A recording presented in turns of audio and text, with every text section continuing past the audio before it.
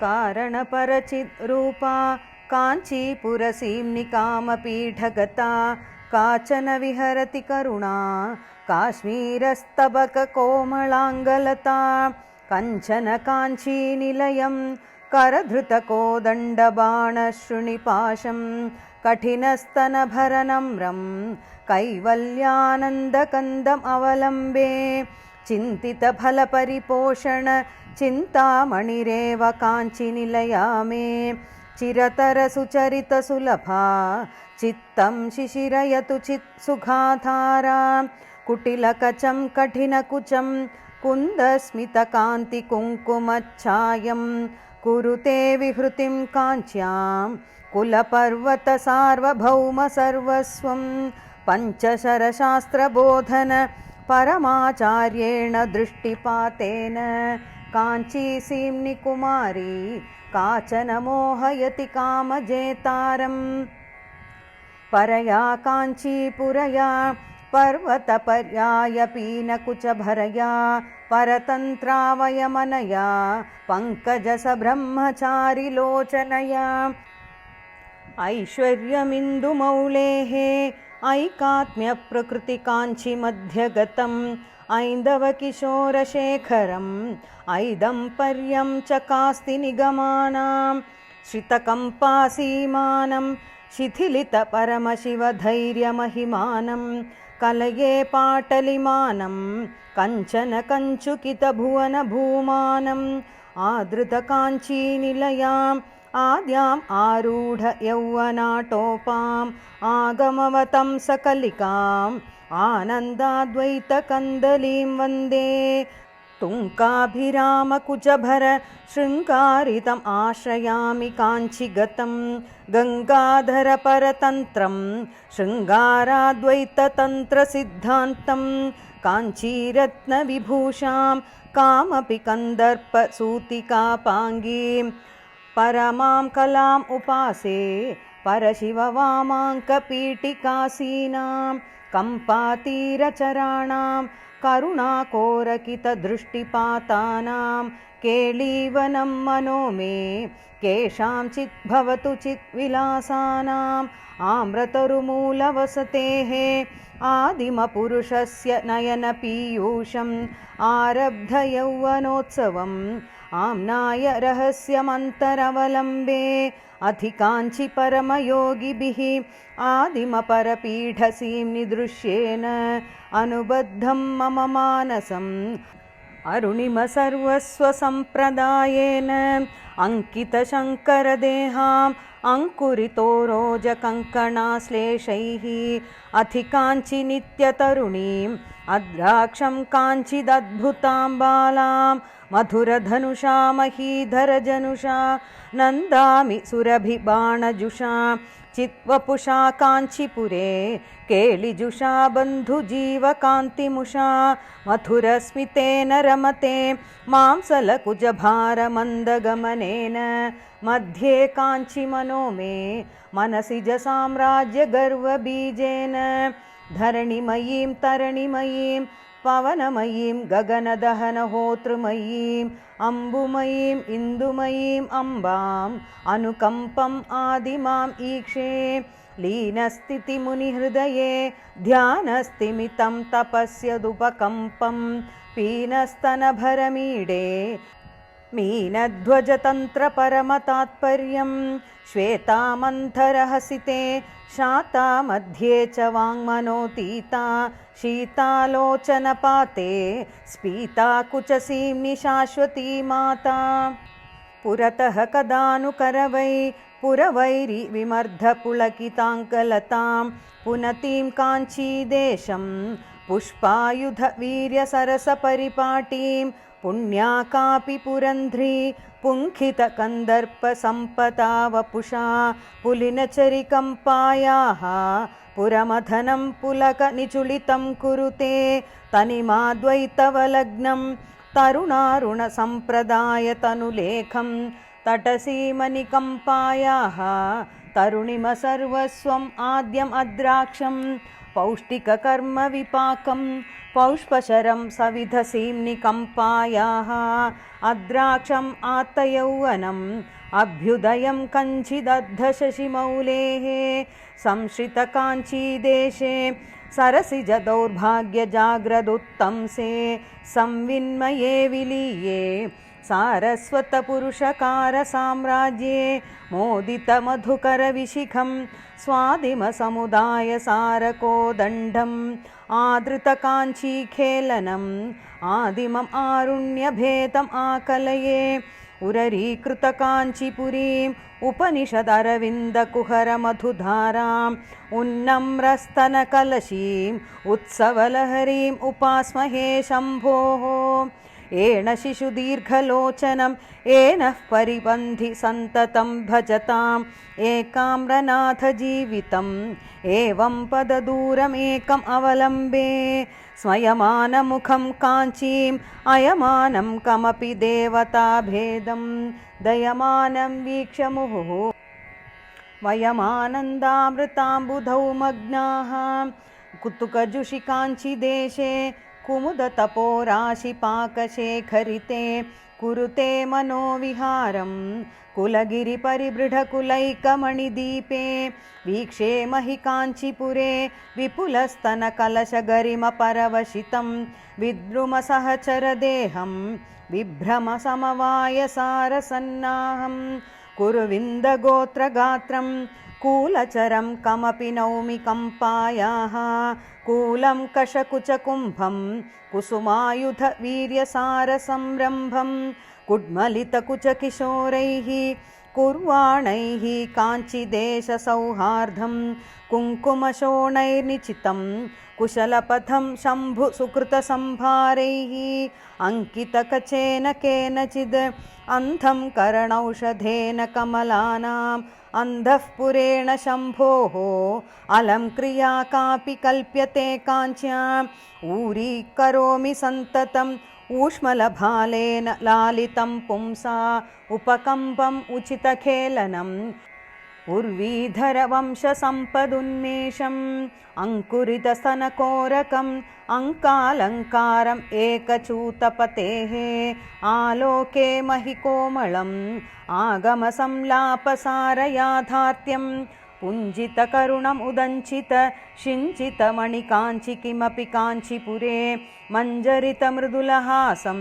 पिञ्जरतनुरुचि पिनाकिमूलधनं लोलहृदयोऽस्मि शम्भोः लोचनयुगलेन लेख्यमानायां लालितपरमशिवायां लावण्यामृततरङ्गमालायां मधुकरसहचरचिकुरैः मदनागमसमयदीक्षितकटाक्षैः मण्डितकम्पातीरैः मङ्गलकन्दैर्ममास्तु सारूप्यं वदनारविन्दवक्षो वामाङ्कतटी वशंवदीभूता पुरुषत्रितये त्रेधा पुरन्ध्रिरूपा त्वमेव कामाक्षी बाधाकरीं भवाब्धेः आधाराद्यम्बुजेषु विचरन्ति आधारीकृतकाञ्चीं बोधामृतवीचिमेव विमृशामः कलयाम्यन्तः शशधरकलयाङ्कितमौलिम् अमलचित्वलयाम् अलयाम् आगमपीठी निलयां वलयाङ्कसुन्दरीम् अम्बां शर्वादिपरमसाधक गुर्वानीताय कामपीठजुषे सर्वाकृतये शोणिम गर्वायास्मै समर्प्यते हृदयं समया सान्ध्यमयूखैः समया बुद्ध्या सदैव शीलितया उमया काञ्चीरतया न मया लभ्येत किं नु तादात्म्यं जन्तोस्तव पदपूजन सन्तोषतरङ्कितस्य कामाक्षी बन्धो यति भवति पुनः सिन्धोरम्भः सुबम्भ्रमीति शिला कुण्डलिकुमारि कुटिले चण्टिचराचर सवित्रि चामुण्टे गुणिनि गुहारिणि गुह्ये गुरुमूर्ते त्वां नमामि कामाक्षी अभिताकृतिर्भिताकृतिः अचिताकृतिरपि चिताकृतिर्मातः अनहंता त्वमहंता भ्रमयसि कामाक्षि शाश्वती विश्वं शिव शिव पश्यन्ति समं श्रीकामाक्षी कटाक्षिताः पुरुषाः विपिनं भवनम् अमित्रं मित्रं लोष्टं च युवतिबिम्बोष्टं कामपरिपन्थिकामिनि कामेश्वरि कामपीठमध्यगते कामदुःखाभवकमले कामकले कामकोटिकामाक्षि मध्ये हृदयं मध्ये निटिलं मध्ये शिरोऽपि वास्तव्यां चण्डकरशक्रकार्मुक चन्द्रसमाभां नमामि कामाक्षीम् अधिकाञ्चिकेलिलोलैः अखिलागमयन्त्रतन्त्रमन्त्रमयैः अतिशीतं मम मानसम् असमशरद्रोहि जीवनोपायैः नन्दति मम हृदि काचन मन्दिरयन्ती निरन्तरं काञ्चीम् इन्दुरविमण्डलकुचा बिन्दुवियन्नादपरिणता तरुणी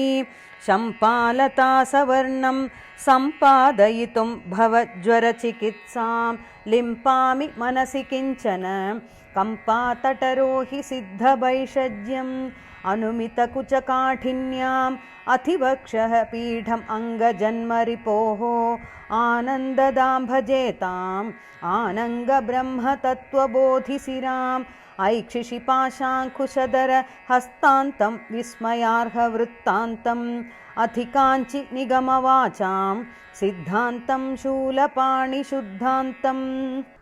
आहितविलासभङ्गीम् आब्रह्मस्तम्भशिल्पकल्पनया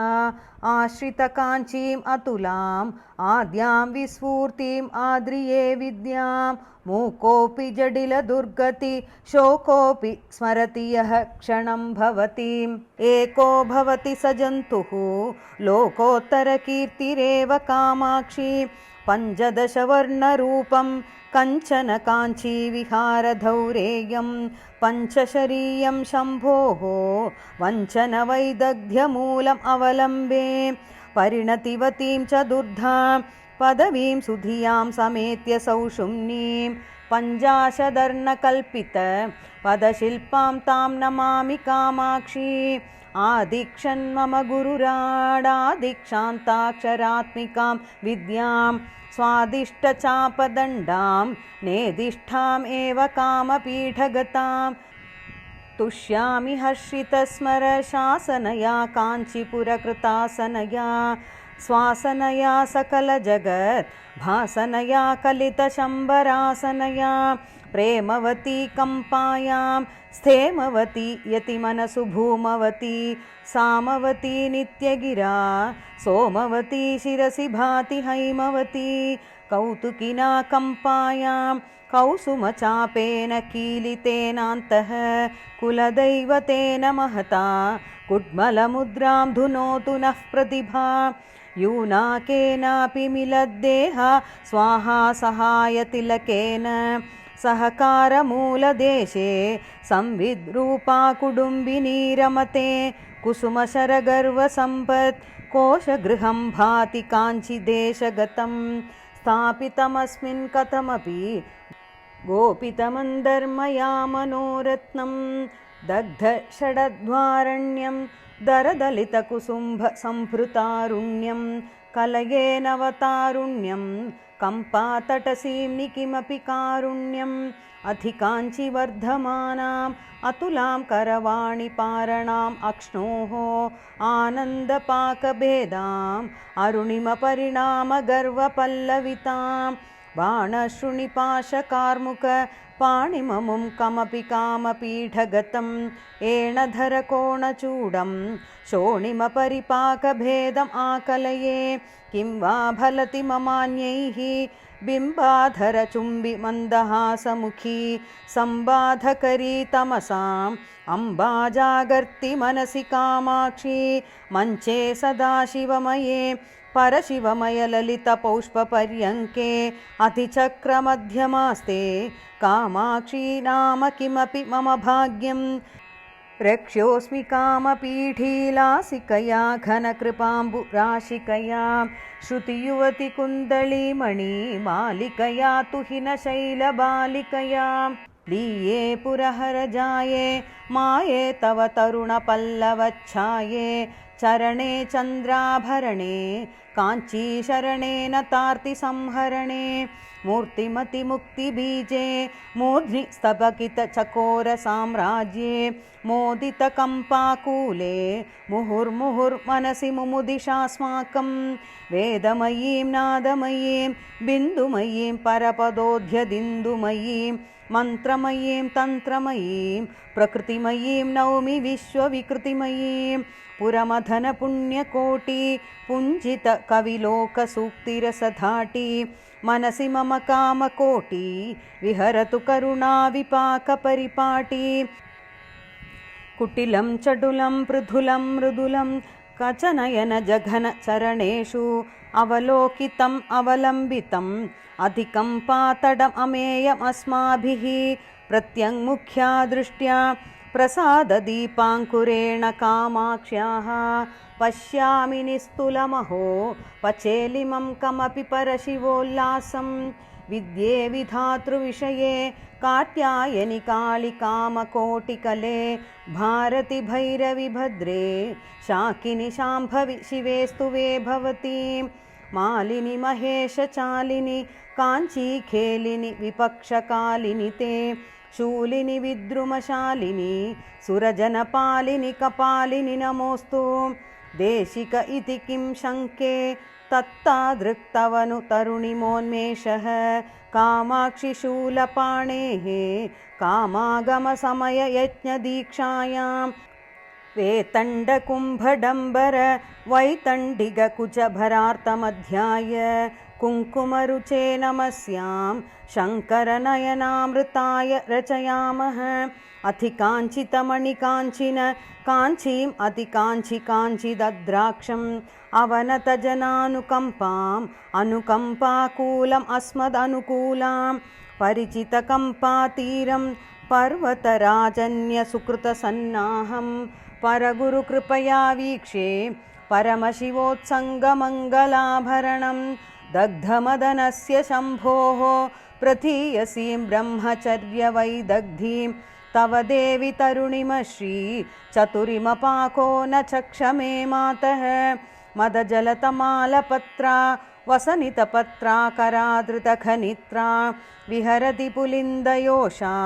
गुञ्जाभूषा भणीन्द्रकृतवेषाम् अङ्केषु किनी गीते कौतुकिनी परिसरे च गायकिनी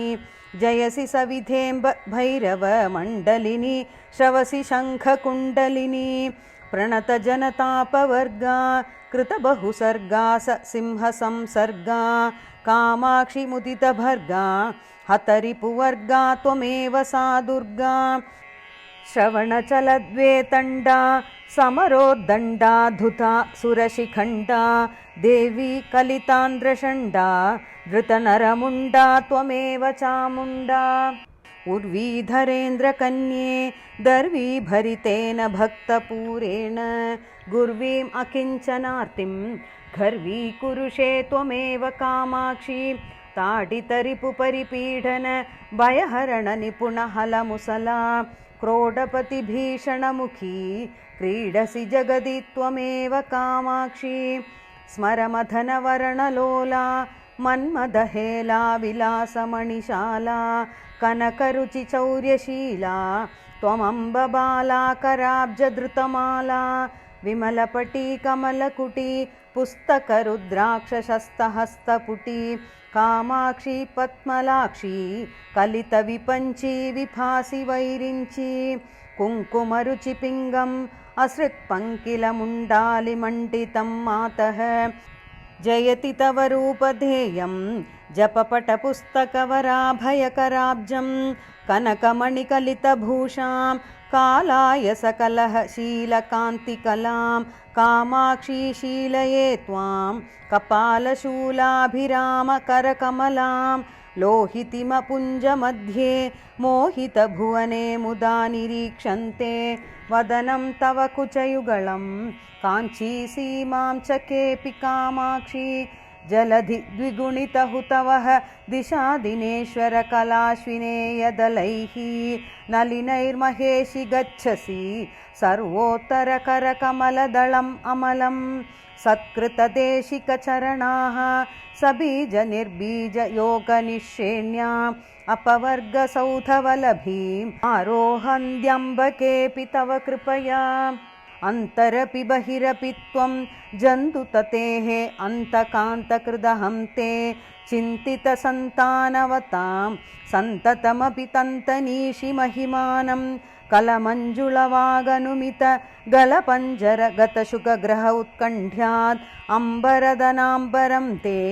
बिम्बफलं शम्बरारिणान्यस्तं जय जय जगदम्ब शिवे जय जय कामाक्षि जय जयाद्रिसुते जय जय महेशदयिते जय जय चिद्गगनकौमुदीधारे आर्याशतकं भक्त्या पठताम् आर्या कृपाकटाक्षेण निस्सरति वदनकमलात् वाणी पीयूषधोरणी दिव्या इति श्रीमूककविसार्वभौमकृतौ पञ्चशत्याम् आर्याशतकं सम्पूर्णम्।